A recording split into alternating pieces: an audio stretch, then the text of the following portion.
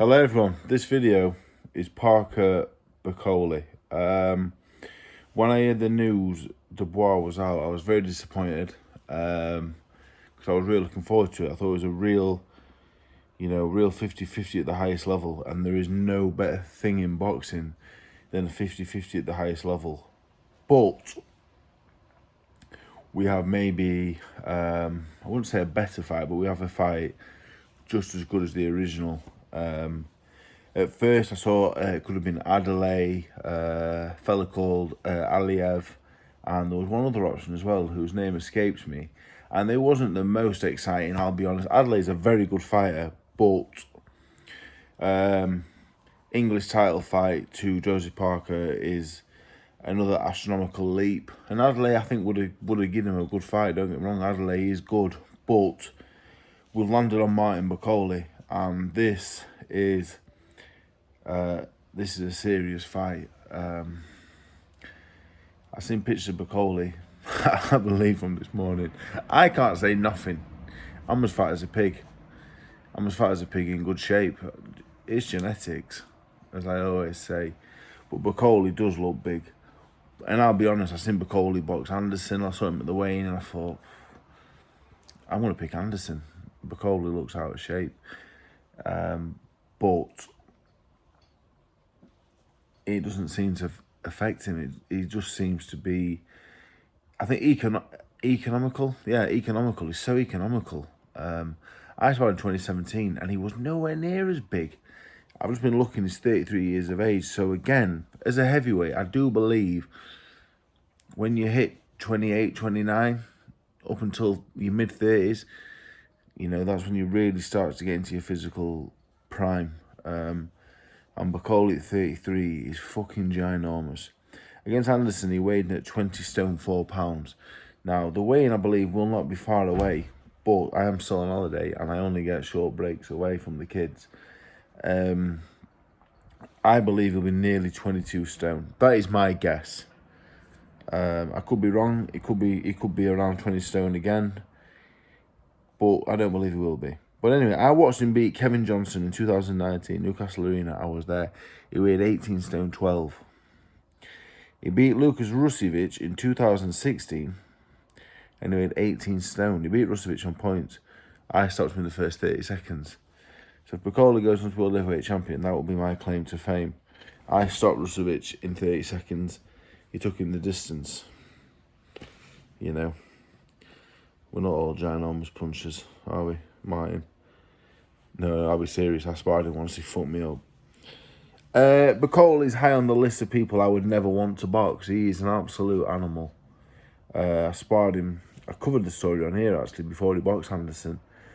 We only did a couple of rounds, but I remember when I left, and I thought, fuck me. He's seriously, seriously good.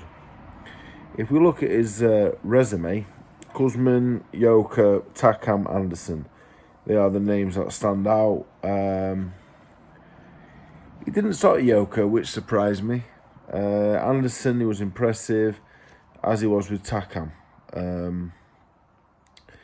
Until the Takam fight, I wasn't sure if he was just a world-class sparrer and just a very good fighter.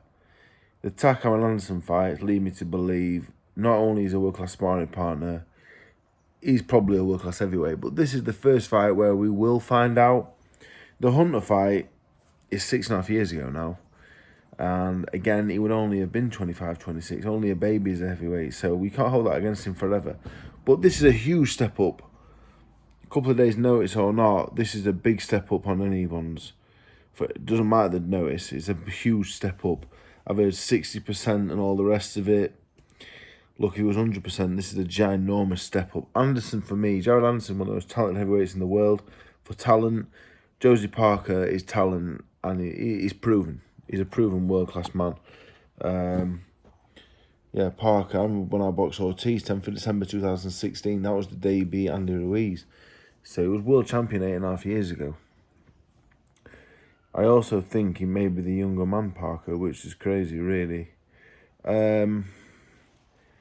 So we're going to go for prediction, obviously. My prediction is a Parker stoppage, and I may be wrong because I always say Bakole may be the best heavyweight in the world. I've said it for a long time now. But there's a few reasons why, even though I say he may be the best heavyweight in the world, I'm going against him. One is the short notice. He looks ginormous, and Jared Anderson doesn't look like he's in love with the game. He boxed last week. He is not in love with the game, to be honest. As talented as he is, we would have been sparring. There's a Cuban fella down there. There's a Cuban fella over here. We've been joking about a few rounds. There's a Cuban fella. Very, very talented. But there's more to the game than talent. I'm not saying this Cuban hasn't got all of it. He maybe does, but Anderson doesn't. And when he got out with Bakole, he got put over heavy, to be fair. But I'm just not sure he's in love with the game.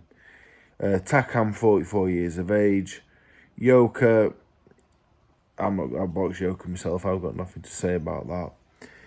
So that's not proven world level for me.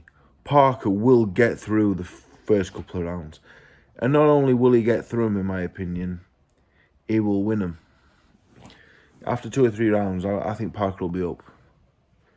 And then Bakole may be feeling it.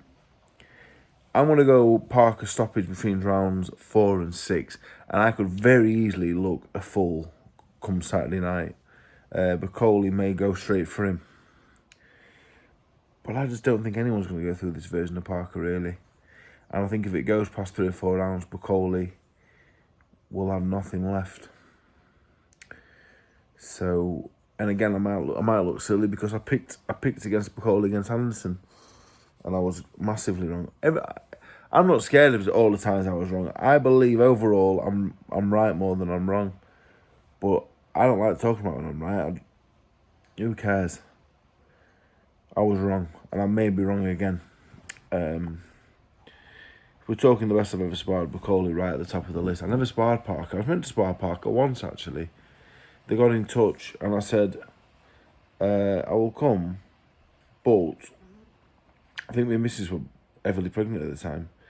And I said, I'm only coming if I can bring my missus, because she's heavily pregnant, and I'm not leaving her at home on her own. And it never ended up happening. That's a completely pointless story, by the way, but I thought I'd just get it in there. Nearly happened. Anyway, Josie Parker to win by stoppage. If I was going to get really fancy, rounds 4 to 6. But it is a great fight. It's a brilliant fight. What they're doing with the boxing over there in Riyadh is nothing short of amazing. You know, it would have been very easy for Josie Parker, you know, to have boxed the likes of myself, really. Been very easy just to fly over I'm going to call myself a dumpling then. To fly someone over, you know, way beneath his level. But they haven't. They've brought in the danger one of the division. And credit must go to Parker for that. Credit to Bakole, of course. Bakole could have waited out for the Ajagba fight, give himself more time to prepare. But for me, the real credit goes to Parker. He did not need this fight. Did not need it. He could have boxed. I presume he could have boxed anybody. Really. And he hasn't. This is a really good fight. So yeah, Parker for the win. And then hopefully he moves on to the Dubois fight. As long as the winner fights Dubois, I'm over the moon. So yeah, good luck to them both. Cracking fight.